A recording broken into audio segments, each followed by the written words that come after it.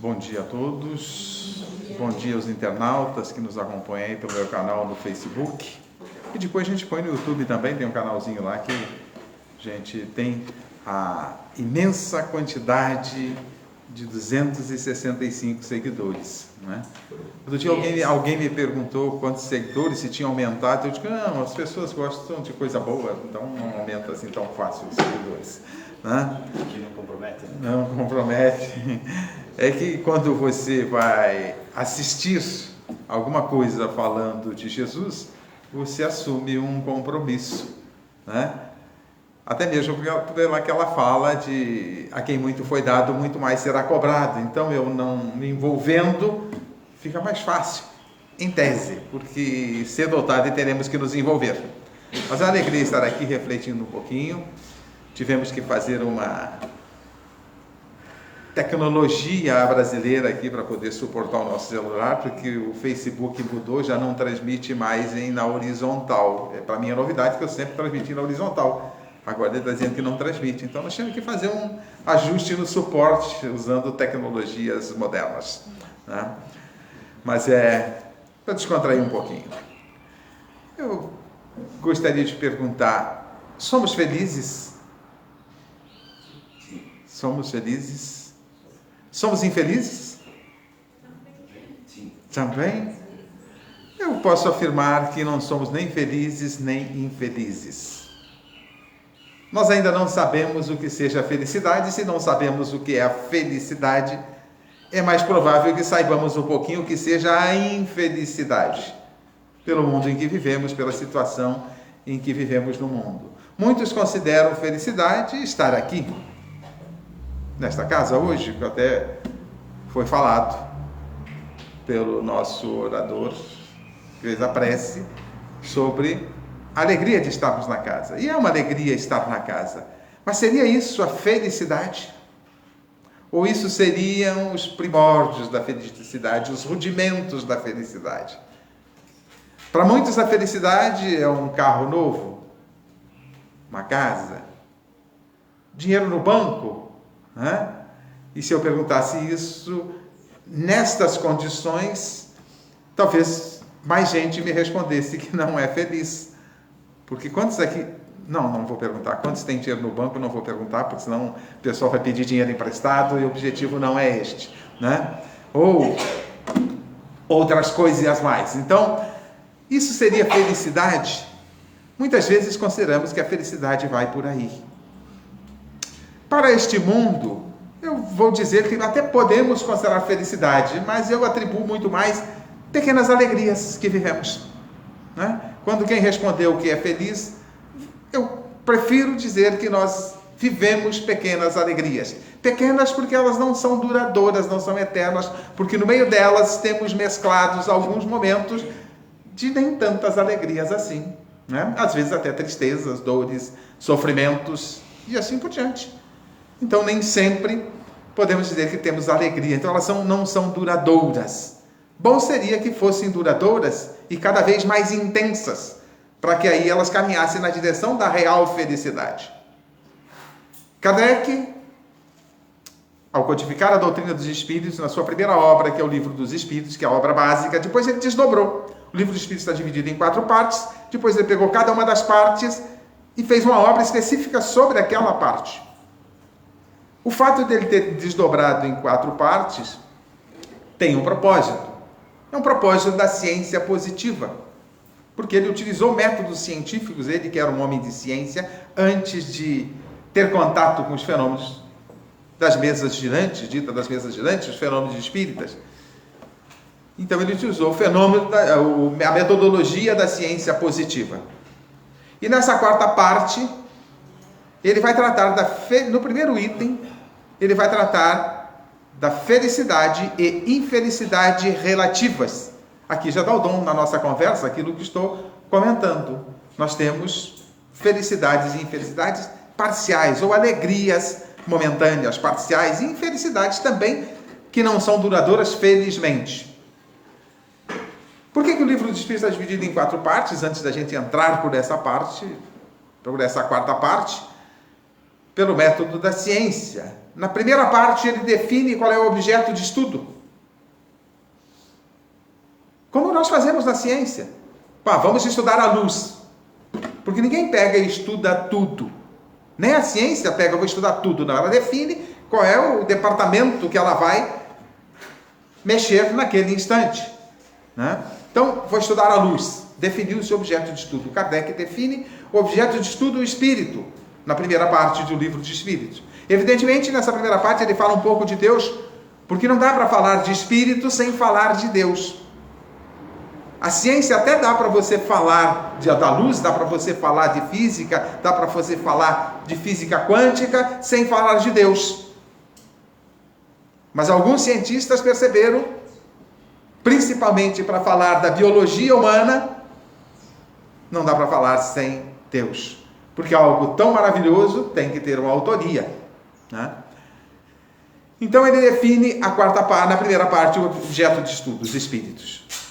Na segunda parte, como faz a ciência, define, ele analisa qual é o comportamento deste objeto de estudo. Depois do comportamento, a partir dessa análise do comportamento, define-se as leis que regem o objeto de estudo. E assim ele o faz. Na segunda parte, ele estuda e analisa como se comportam os espíritos. Estando no corpo físico, como nós aqui, estando no plano espiritual, estando transitando de lá para cá pela reencarnação, estando transitando daqui para lá pela desencarnação, estando lá influenciando cá, estando cá influenciando lá. A gente muitas vezes acha que a influenciação é só de lá para cá, mas daqui para lá também. Tanto nós influenciamos positivamente quanto obsediamos. E dessa forma, a partir dessa análise desse comportamento, ele define as leis. Terceira parte do livro de Espíritos. 10 leis principais, que a partir delas nós definimos as outras, que vai ao encontro dos 10 mandamentos propostos por Moisés, que foi as bases iniciais da lei divina, trazidas à humanidade. E Kardec define 10 troncos de leis, 10 bases da lei. E na quarta parte, como faz a ciência, após definir as leis que regem o objeto de estudo, define quais são as consequências do cumprimento ou não cumprimento das leis. E aí, ele coloca nessa quarta parte 2 capítulos. Primeiro capítulo, penas e gozos terrestres. E o segundo capítulo, penas e gozos futuros. Parte esta que ele depois vai desmembrar e expandir no livro Céu e Inferno ou A Justiça Divina, segundo a doutrina dos Espíritos. 2 partes, penas e gozos terrestres e penas e gozos futuros. O que ele está nos colocando aí? As consequências do cumprimento ou não das leis. As penas pelo não cumprimento e os gozos pelo cumprimento da lei. Aqui já nos dá o direcionamento. Se queremos ter alegrias, temos que cumprir a lei. E os efeitos neste mundo e no outro. Por isso, 2 capítulos, penas e gozos terrestres e penas e gozos futuros. E no primeiro item ele trata do felicidade e infelicidade relativas, nos mostrando já aí nesse título como é que é a felicidade neste mundo. Ele vai tratar em 14 perguntas sobre a felicidade neste primeiro capítulo, porque são as coisas relativas aos gozos que podemos ter no mundo, as alegrias que podemos ter no mundo, os momentos, vamos colocar, de felicidade passageiras, infelizmente ainda, que podemos ter no mundo, que não são duradouras, porque entrelaçados com estes momentos de alegria ou de felicidade, nós temos os momentos de dor, de sofrimento, de tristezas, por várias razões, que não nos cabe enumerar aqui. Não é objetivo, todo mundo sabe que tem essas misturas. Tem alguém aqui que tem só felicidade neste mundo? Só alegria neste mundo? Há ninguém? Curioso, né? Bem-vindo ao mundo real. Real temporariamente, porque na verdade este mundo é ilusório, é passageiro, não ficamos aqui para sempre. Estamos de passagem. e vamos para o mundo real. E no Evangelho segundo o Espiritismo, no capítulo 5º, quando ele trata daquela passagem de um dos versos que Jesus recita ao monte, bem-aventurados os aflitos, este é um dos versos, e neste capítulo 5º, Kardec trata dessa passagem, deste bem-aventurados os aflitos. E como ele o faz no Evangelho segundo o Espiritismo, que é uma expansão da terceira parte do Livro do Espírito, das leis morais, o Evangelho, ele coloca sempre no final um item chamado Instruções dos Espíritos, onde ele coloca a mensagem dos Espíritos no teor que eles ditaram. E ali são vários espíritos que ditam. E, curiosamente, espíritos que muito trabalharam na codificação da doutrina dos Espíritos, cumprindo a promessa que o Cristo fizera de um novo Consolador, são espíritos que estiveram em vida vinculados às filosofias religiosas da época, especialmente ao catolicismo. Vamos encontrar lá Santo Agostinho e outros seres que estiveram, enquanto na carne, no corpo físico, foram expoentes da igreja. Por quê? Porque chegando no plano espiritual, reconhecendo as condições reais da vida, eles vieram trazer mensagens um pouco além do que eles tinham deixado enquanto estavam aqui. E nesse capítulo tem uma mensagem de François-Nicolas Madeleine Cardal-Morlot. E essa mensagem, ele vai falar de um item que está em Eclesiastes, que é algo que todos nós conhecemos: a felicidade não é deste mundo. O que é um pouco até desanimador, né? A felicidade não é deste mundo. Mas todos nós buscamos a felicidade. Quem aqui não busca a felicidade? E o nosso objetivo maior é buscar a felicidade. Mas diz em Eclesiastes que a felicidade não é deste mundo. E o Cardeal Morlot vai nos dizer que, com efeito, nem a riqueza, nem o poder, nem mesmo a florida juventude são condições essenciais à felicidade. Por que ele chama a atenção desses itens? E poderia enumerar outros tantos itens. Porque nós muitas vezes colocamos a felicidade nisso. Poder, dinheiro, juventude.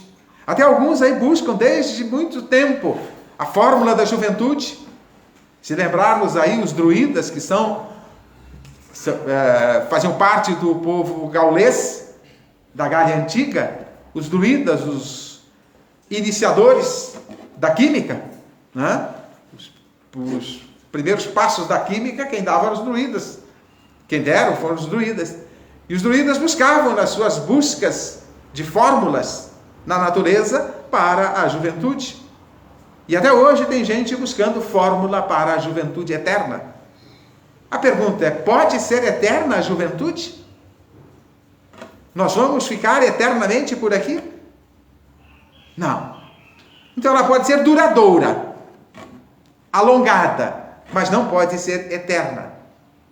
Então muitas vezes nós colocamos a questão da felicidade nessas coisas. Na fama, poder, dinheiro, poder e dinheiro é o que mais se busca como recursos para a felicidade. Alguns dizem: o dinheiro não traz felicidade. Não, ele não traz felicidade efetiva, mas ele contribui para vivermos um pouquinho melhores, até com mais facilidade, o que para alguns seria uma felicidade. Mas o cardeal, ele traz esta questão desta forma, mostrando que nós estamos colocando como felicidade coisas externas, afastadas de nós. Dinheiro, poder, não são coisas internas, são coisas externas que podemos perder a qualquer momento. Não podemos perder o poder financeiro, podemos perder o poder, perdemos a juventude com o passar dos anos, né? Colocamos em várias fórmulas, em várias questões da vida, os nossos objetivos de felicidade, e ela não está aí. É isso que está nos mostrando o cardeal. E ele vai um pouquinho além. Mesmo somando essas três coisas, ainda assim, não é felicidade. Digo mais, diz ele, nem mesmo reunidas essas três condições tão desejadas, seremos felizes. Por quê? Porque isto não é felicidade. Isso pode trazer facilidades, algumas alegrias, pode trazer até um certo conforto para as nossas vidas, mas não é felicidade. Com isso eu digo mais, nós não sabemos ainda neste mundo o que verdadeiramente seja felicidade. O que nós temos nesses momentos especiais, em alguns momentos especiais, é uma pequena amostra do que seria felicidade. E nem em alguns mundos um pouquinho superiores ao nosso, um pouquinho além que o nosso, a felicidade ainda não é completa. Dizem os Espíritos no capítulo 3º do Evangelho segundo o Espiritismo. Que diz os Espíritos? Nesses mundos, todavia, ainda não existe a felicidade perfeita, mas a aurora da felicidade. Bom, se nesses mundos um pouco mais evoluídos que o nosso, nós temos ainda, recém, a aurora da felicidade, no nosso nós temos lampejos rudimentares da felicidade. Mas servem para quê? Para nos motivar a caminhar na direção da conquista da felicidade. Mas por que ainda não podemos ser felizes neste mundo? Ou somos? Encontramos alguém que seja completamente feliz neste mundo? Eu acho que poderia dizer que só um ser foi absolutamente feliz nesse mundo. E a gente o crucificou. Porque a felicidade não depende das coisas do mundo. E ele não dependia das coisas do mundo. Por isso ele era feliz, mesmo vendo as nossas loucuras. Mas ele sabia que as nossas loucuras seriam passageiras, que todos nós um dia chegaremos à felicidade plena. Então Kardec formula a primeira pergunta desta quarta parte do Livro dos Espíritos. É dado ao homem ser, o homem no sentido genérico, o ser humano, no sentido de ser humano. É dado ao ser humano ser absolutamente feliz neste mundo. Eu grifei absoluta, completamente feliz neste mundo? E a resposta é que não. A resposta, não, por isso que a vida lhe foi dada como prova e expiações. Por quê? Porque estamos num mundo de provas e expiações. O que significa isso? Que para galgarmos níveis maiores, melhores e caminharmos na direção da felicidade, é preciso que passemos por algumas provas, por alguns desafios, para verificar se já estamos habilitados. Então, algumas experiências que a vida, ou todas as experiências que a vida nos apresenta, são provas. Provas para verificar se já podemos ir para estes mundos aonde a felicidade está na sua aurora, está começando a clarear o dia. É isso que os Espíritos estão nos dizendo. Mas também temos expiações. Então as nossas dores, as nossas experiências, as nossas aflições representam provas e expiações. Toda dor, toda dificuldade, toda experiência representa com certeza uma prova. Nem sempre uma expiação. Pode ser só uma prova. Mas toda expiação é uma prova conjugada a ela. Então nós vivemos provas e expiações. Por que vivemos expiações? O que é expiação? É reparação, é corrigir, é pagar a conta que estamos devendo, os erros cometidos em algum momento. Então nós temos nos arquivos da nossa história, no nosso inconsciente, na nossa intimidade, no livro sagrado do Espírito, que cada um tem o nosso livro, nossa história, o nosso passado, nós temos algumas manchas que precisam ser limpadas, corrigidas. Isso é expiação, é corrigir os erros cometidos. E aqui eu chamo a atenção, se você olhar para trás da sua vida e não encontrar nenhum motivo para as dificuldades que você vive, para as experiências que você vive, porque nós temos que encontrar uma causa. Sem uma causa, estivéssemos vivendo alguma coisa não muito agradável, sem algo que tenhamos dado causa, Deus não seria justo. E Deus é justo. É por isso que Jesus diz, a cada um segundo suas obras. Ou seja, tudo reflete aquilo que produzimos. Então, se não encontramos causa nesta vida, temos que voltar um pouquinho além. Kardec vai tratar disso no capítulo 5º, quando trata da bem-aventuranças os aflitos, ou a bem-aventurança das aflições, quando você não encontra a causa nesta vida, ela está em outra. Em algum momento nós trazemos conosco as manchas do passado que precisam ser limpadas, corrigidas, reparadas. Mas mesmo assim, nesta vida, nós cometemos alguns equívocos, ou não? Ainda cometemos perturbações, desvios de conduta e assim por diante. Então precisamos caminhar na mudança disso para que não tenhamos expiações a fazer, porque estas expiações atrapalham o nosso caminhar na direção da felicidade. Aí eu proponho, e já propus em outra palestra, que reflitamos aquilo que Alírio Cerqueira Filho nos propõe no livro Jesus e Kardec, para tomarmos ações responsáveis, para mudarmos as nossas vidas, é tomando ações responsáveis, tomando as rédeas das nossas vidas e definindo com qualidade as nossas ações. Então, uma ação responsável que ele propõe para mudarmos as nossas vidas é que ela seja consciente. Primeiramente, consciente daquilo que somos, espíritos imortais, destinados à perfeição, filhos de Deus, investimento de Deus. Mas diante dos nossos equívocos, tomarmos consciência e uma ação responsável para não cometermos mais equívocos, observando os nossos equívocos. E a primeira proposta primeiro item a ser feito, a primeira atitude a ser feita na proposta do Alírio é responsabilização. O que ele quer dizer com isso? Assumirmos a responsabilidade pelos erros cometidos. Porque muitas vezes nós cometemos equívocos e não assumimos a responsabilidade. Terceirizamos. A culpa é de Beltrano, é de Ciclano, é de A ou B. As sogras, coitadas, são as mais culpadas pelos erros e pelos problemas cometidos sofridos pelos genros. Né? Coitadas das sogras. Né? Não tem ninguém responsável. Quando nós não achamos alguém responsável pelas dificuldades que estamos vivendo, nós culpamos Deus. Deus não é justo, não merecemos isso e coisas desse gênero. Ainda, século XXI, nós continuamos afirmando, mesmo sendo frequentadores de templos religiosos. Então é isso que a Bíblia está nos propondo. Assumamos as responsabilidades pelas nossas obras. Consequentemente, pelas consequências que elas produzem. Porque na fala de Jesus é cada um segundo suas obras. Na fala de Paulo de Tarso, tudo me é lícito, mas nem tudo me convém. Analisamos as nossas obras para sabermos, pelas consequências, o que convém e o que não convém. Então, responsabilização. Pararmos de terceirizar, sairmos daquilo que o Alírio diz de culpismos, buscarmos os culpados. Ou no desculpismo. Eu fiz porque alguém me incomodou, eu fiz porque ainda não estou preparado, eu fiz porque ainda não entendo o Evangelho de Jesus. Não.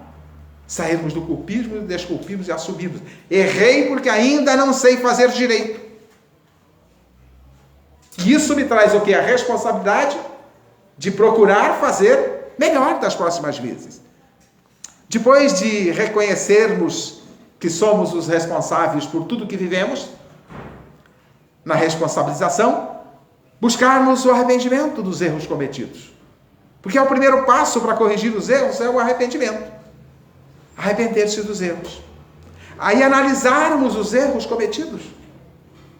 Fazermos uma análise. Aí Santo Agostinho nos dá uma receita de como fazermos isso na pergunta 919, a última pergunta da terceira parte do Livro dos Espíritos. Não vou entrar por ela, só como lembrança.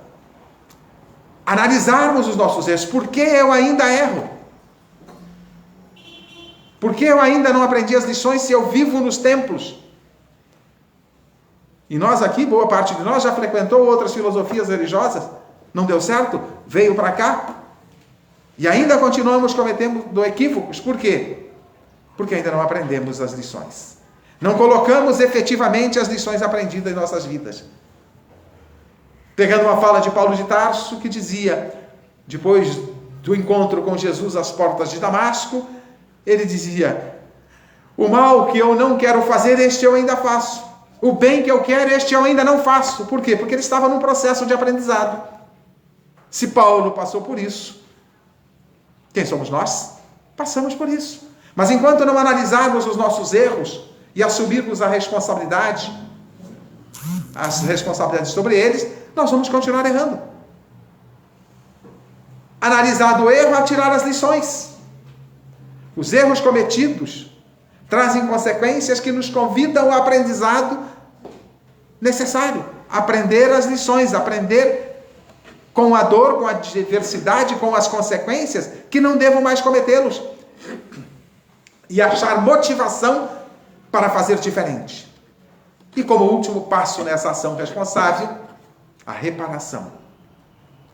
Se eu fiz algo contra alguém, que eu repare. Se eu fiz alguma coisa equivocada, que eu repare. Se eu, por exemplo, vou usar um exemplo comum que a gente quase não vê aqui em Campo Largo, nem em Curitiba, né? E região metropolitana. Se eu, por exemplo, pichei a propriedade de alguém, eu analiso que fiz uma besteira, que não deveria ter feito, e vou lá e reparo. Se eu fiz algo contra alguém, eu vou lá e procuro reparar na medida do possível, começando pelo pedido de perdão, de desculpas, reconhecendo o erro. Isso é ação responsável. Assim, nesta ação, nós vamos aplicando mais os valores reais em nossas vidas e mudando as nossas vidas. Portanto, estamos no mundo de provas e expiações, mas deixaremos de estar nesse mundo de provas e expiações quando não cometermos mais equívocos que nos levem a esta situação. Mas prossegue a resposta dos Espíritos à pergunta 920. Dele, porém, depende a suavização dos males e o ser mais feliz quanto possível na terra. Ou seja, não é dado ser absolutamente feliz neste mundo porque estamos em provas e expiações, mas depende de nós sermos o mais feliz possível, conforme nós vamos suavizando os nossos equívocos, os nossos erros. Por isso, a sugestão de uma ação responsável. Na pergunta 921, Kardec vai um pouquinho além. Concebe-se que o homem será feliz na terra quando a estiver transformada. Mas enquanto isso não se verifica, poderia conseguir felicidade relativa? A resposta dos Espíritos: o homem é quase sempre o obreiro da sua própria infelicidade.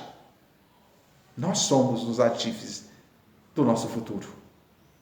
E como o nosso futuro, o nosso hoje é o futuro do ontem, e hoje estamos vivendo alguns frutos amargos, é porque os plantamos em outra época. Fomos os construtores desta situação, o causador dessa situação. Por isso, a Lírio nos convida à responsabilização, sem ficarmos terceirizando e arrumando desculpas. Aí prossegue: praticando a lei de Deus, a muitos males se forrará, e proporcionará a si mesmo felicidade tão grande quanto o compete a sua existência grosseira neste mundo. A nossa existência ainda é grosseira. É grosseira pela ignorância da verdade que nos libertaria. Nós não temos ainda a verdade completa em nós. Mas, à medida que vamos conquistando essa verdade e vivendo a verdade, nós vamos vivendo melhores. É isso que os Espíritos estão nos dizendo. Aí Kardec continua formulando perguntas sobre... Eu não vou falar todas as 14 perguntas, porque o tempo não permitiria. Mas vou fazer mais uma pergunta dessa quarta parte, a 920. Na sequência, eu peguei as 3 primeiras perguntas. Na terceira pergunta dessa quarta parte, que é a 922, o codificador faz uma afirmativa antes de formular a pergunta. Já que estamos no mundo onde a felicidade de uns implica na infelicidade de outros, estamos no mundo assim? Podemos analisar até certa forma que sim. Quando colocamos a felicidade fora, estamos neste mundo, nestas condições. Por exemplo, para que alguns poucos sejam multimilionários, a muitos falta o necessário. Felicidade de uns, em tese, felicidade de uns. Eu digo em tese porque muitas vezes a pessoa tem muita grana, mas não está de bem com a vida, não está em paz. Vive suas dores, suas aflições também. As dores não batem só a quem falta o necessário. Às vezes bate muito mais forte naqueles que têm recursos. Eu gosto de um exemplo, até para descontrair, que uma jovem com 2 pretendentes apaixonados por ela. Ela escolhe um, felicidade desse um e infelicidade daquele que foi preterido. Se ela escolher um terceiro, felicidade desse terceiro e infelicidade dos 2 que foram preteridos. Certa feita eu falei sobre isso, uma senhora pediu a palavra, eu dei a palavra, ela disse, mas pode ser infelicidade daquele que foi escolhido. Pode. Numa segunda instância, pode. Mas na primeira instância, a felicidade daquele que foi escolhido. Por quê? Estamos observando o mundo, o codificador observa o mundo e percebe que nós temos muitas consequências produzidas por estas questões exteriores. E aí ele formula a pergunta, se existe algo que seja comum à felicidade de todos, que não dependa de ninguém. E os Espíritos respondem que em 2 aspectos. No aspecto material, a posse do necessário. É óbvio, estamos no mundo, no corpo físico, temos necessidades materiais, temos necessidade de alimentação, de segurança, de conforto e facilidades. Mas, esse é o aspecto material, a posse do necessário. E o que é necessário para cada um de nós? Depende. Depende dos talentos, do esforço, do empenho no aspecto material. Muitos pregam que teríamos que ser iguais, dividir as riquezas em igualdade. Os próprios Espíritos dizem que em pouco tempo ela estaria redistribuída, porque os interesses são diferentes, as motivações são diferentes. Mas o que é necessário a cada um de nós? Depende do empenho, do talento de cada um. Posse do necessário. Qual é esse necessário? E muitos dizem que é preciso ser miserável para ir para o reino dos céus, para atingir o reino dos céus. Não encontramos isso no Evangelho de Jesus. Diz Jesus que é mais fácil o camelo passar por um buraco de uma agulha do que o rico entrar no reino dos céus. Não é por causa da riqueza, é por causa do uso que se faz da riqueza. E dizem os Espíritos, na 4ª parte do Livro dos Espíritos, que a riqueza é o talento que Deus nos dá mais perigoso para a nossa queda. Por quê? Porque nós ainda estamos muito mais próximos dos instintos primitivos e das paixões do que dos sentimentos. Então, a riqueza na mão dá oportunidade, oportuniza que demos vazão às nossas paixões primitivas ainda, aos nossos instintos primitivos. Então, isso se torna perigoso. Mas a riqueza não é mal, não faz mal a ninguém. O que faz mal é o uso que se faz dela. Eu gosto de usar um exemplo, a pólvora. É boa ou ruim? Ninguém respondeu nada. Só uns fizeram assim, estão mais acertados, né? Estão mais próximos da verdade. A pólvora não é boa nem ruim. O uso que fazemos dela é que pode ser bom ou ruim. Um exemplo conhecido pelos brasileiros, né? Porque já que foi o brasileiro que o produziu, a aviação. Dizem os americanos que quem produziu a aviação foi os irmãos Wright, né? Os brasileiros, os franceses dizem que foi Santos Dumont. Não importa. A aviação, o avião é bom ou ruim? Nem bom nem ruim. Depende do uso que se faz. O bom uso dele facilita o transporte. E nós podemos imaginar a humanidade hoje sem aviação? Não dá. Mas Santos Dumont cometeu suicídio porque percebeu que estava usando a máquina que ele ajudou a produzir para fazer a guerra. Então o problema não está na riqueza, o problema não está na pólvora, não está na aviação, o problema está no uso que se faz. O problema não está nas mãos. O problema está no uso que se faz dela. Elas podem servir, podem abraçar, mas também podem agredir. Então o problema está em nós, que ainda somos doentes da alma. Então, no aspecto material, a posse do necessário, e o necessário material deve ser e pode ser de progresso. Mas no aspecto mais importante, que é no aspecto moral, o aspecto material e o aspecto moral. 2 itens para a felicidade. Material, a posse do necessário, que estamos no corpo físico. No aspecto moral, 2 itens colocam os Espíritos. Fé no futuro. É claro, fé no futuro. Por quê? Porque se não temos um futuro, não temos o que conquistar, não temos felicidade a conquistar, não temos futuro a edificar. E o alicerce que sustenta esse futuro chama-se imortalidade. Sem imortalidade não há futuro a ser construído. Morreu, acabou?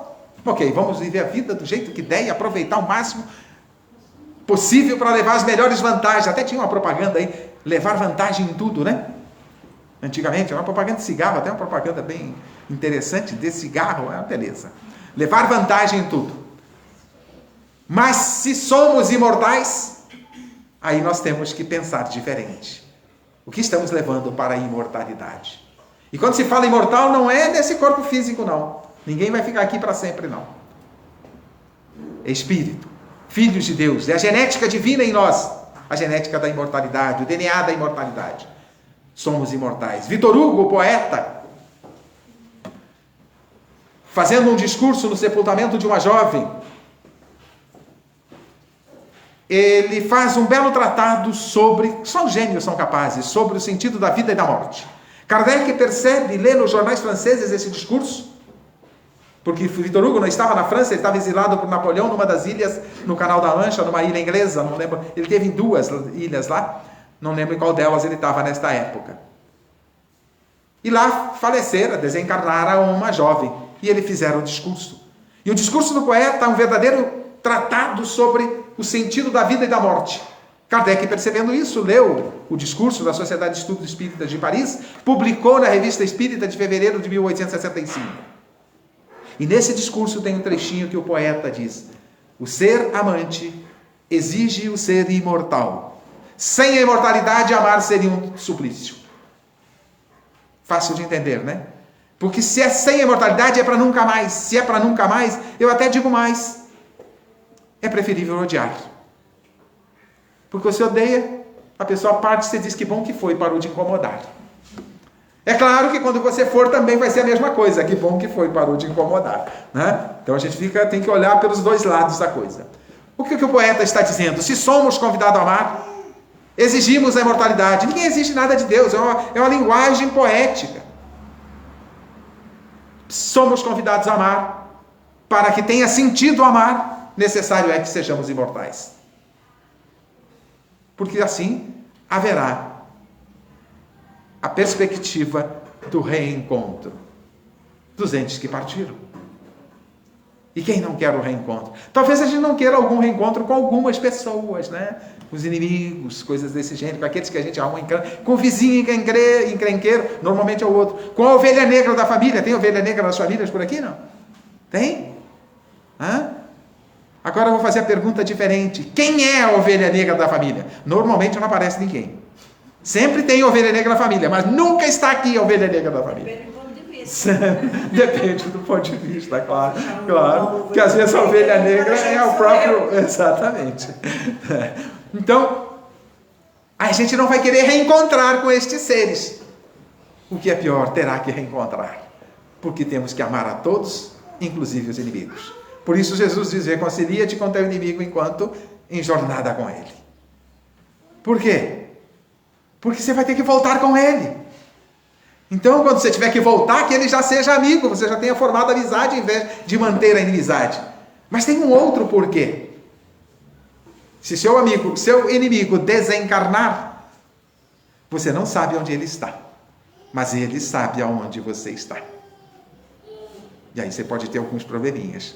Então é melhor reconciliar-se antes com os inimigos. Mas reconciliar com todos que seja possível, para que vamos construindo o amor. Porque aqui eu já adianto, o amor é o único caminho para a felicidade. Só o amor leva à felicidade. E é o que nós estamos tentando construir neste mundo de provas e expiações. Aprender a amar. Então, fé no futuro. A imortalidade nos oferece o futuro, isso é dádiva divina. Mas construir este futuro de felicidade, de amor, de sabedoria, de perfeição, que engloba o pacote todo, é tarefa nossa.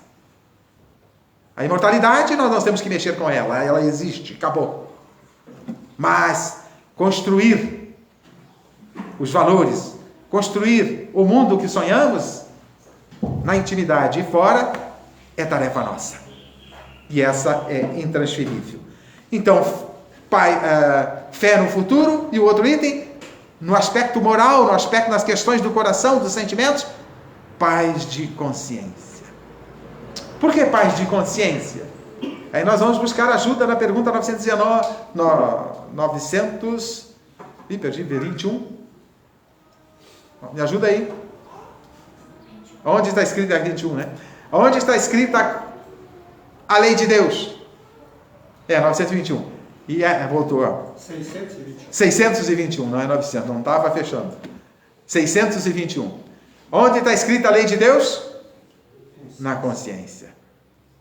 Olha aí a beleza. Deus nos deu o livre-arbítrio, a liberdade de escolhermos o que fazer, mas atrelado à liberdade temos a responsabilidade. E a responsabilidade é o cumprimento da lei. E o não cumprimento da lei, nós temos ajustes com a consciência. A consciência vai cobrar.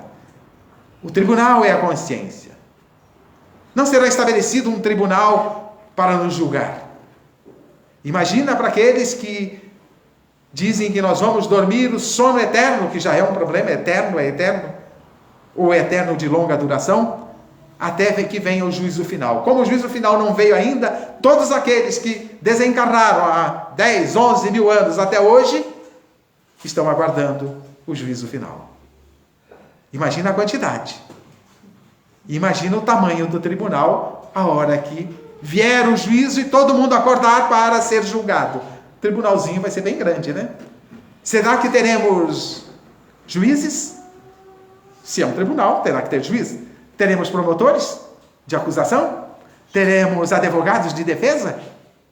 Não, nada disso. O tribunal está posto na consciência. E quando nós vamos trazer para o tribunal humano, para a justiça humana, quando nós temos um processo e o oficial de justiça está atrás de nós, dá para ser feliz? Eu não esperei, não vivi isso ainda, espero não viver. Não é? Mas, pelo menos nesta encarnação, em outras eu posso ter vivido já essa experiência, né? O oficial de justiça atrás de nós não dá para ser feliz. Não dá para estar tranquilo, sereno. Porque felicidade implica em estar sereno, tranquilo, em paz, em harmonia, e assim por diante. Agora imagina, da justiça humana a gente pode fugir, pode dar um jeitinho, pode escamotear. Se não tem barba, deixa crescer a barba. Muda a identidade, se tem, tira.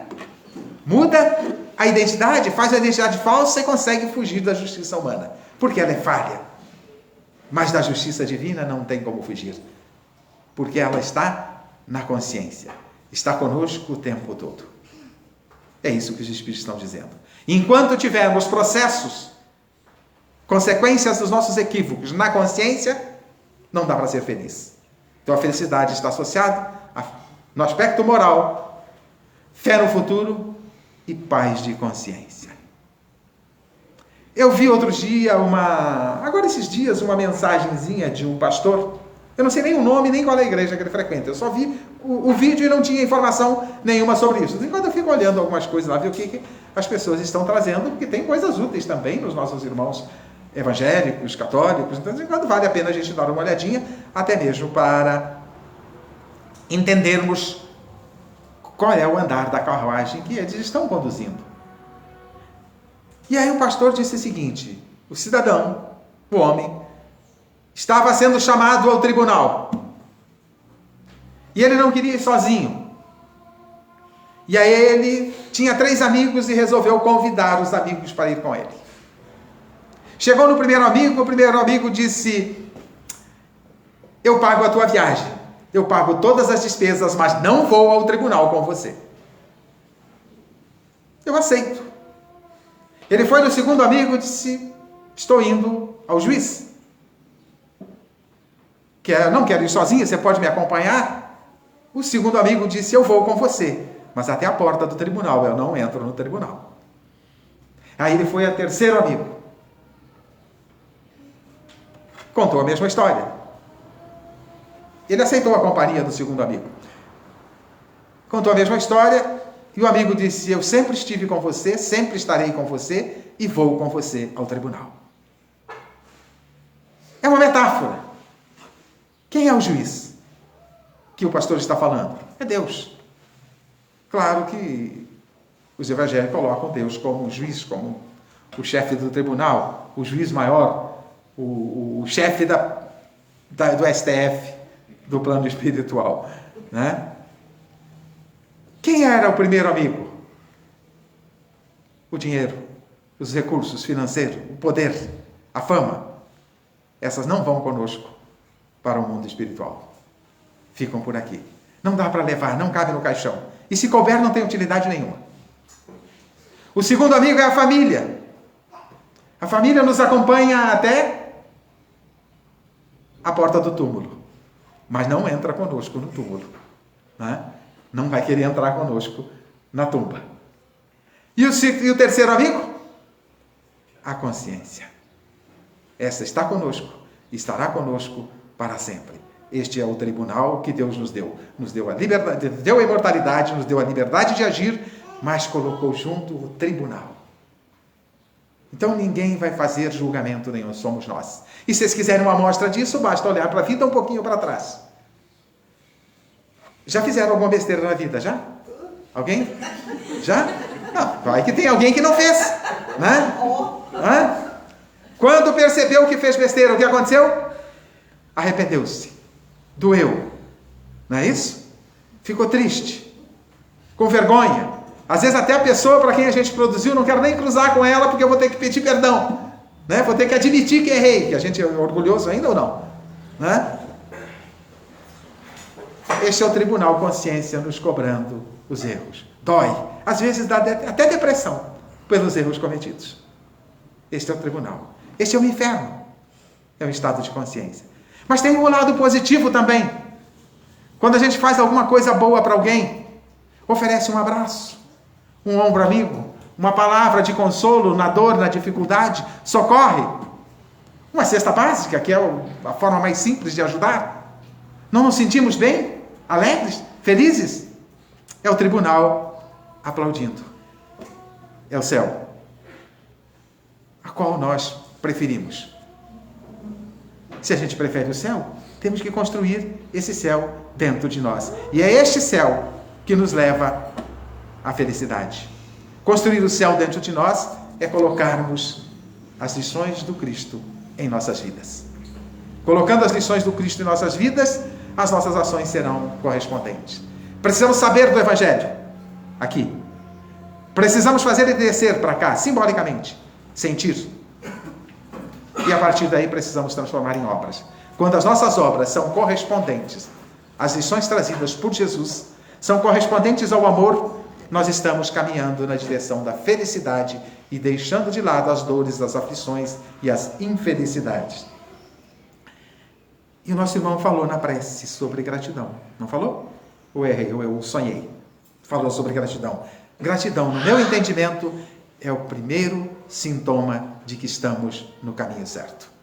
Porque quem não consegue ser grato por tudo e por tanto que recebe, está muito longe ainda da verdade que liberta, está muito longe ainda do amor. Então, a gratidão é um dos principais sintomas do amor. Então, que aprendamos cada vez mais a ser gratos e a viver Jesus. Que possamos colocar Jesus cada vez mais em nossas vidas para termos paz de consciência. E com a paz de consciência, a felicidade. Cada vez mais intensa. A felicidade ainda não é deste mundo, mas um dia ela será. E depende de cada um de nós.